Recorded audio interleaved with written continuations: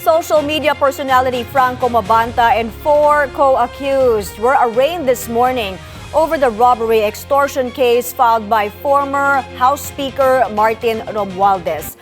Pierre Pastor is on the line for the latest. Pierre, ano ang latest dito sa kaso? Yes, my Peanut Gallery Media Network founder and CEO Franco Mabanta, along with 4 others, appeared before the Pasig City Regional Trial Court this morning for their arraignment on robbery extortion charges linked to an alleged 300 million pesos involving former Speaker of the House, Representative Martin Romualdez. The case stems from an NBI complaint alleging Mabanta and his group demanded money from Romualdez, originally amounting to 350 million pesos and was later reduced to 300 million.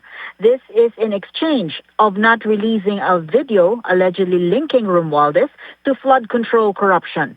Mabanta's camp earlier denied this allegation and described the arrest as a setup.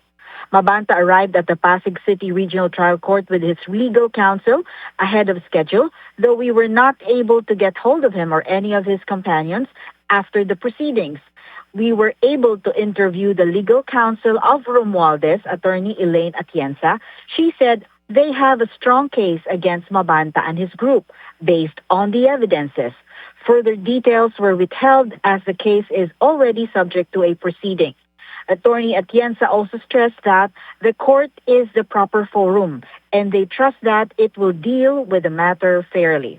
Mabanta and his team was arrested on May 5 at a country club in Pasig City through an entrapment operation of the NBI with an initial payoff of 75 million pesos.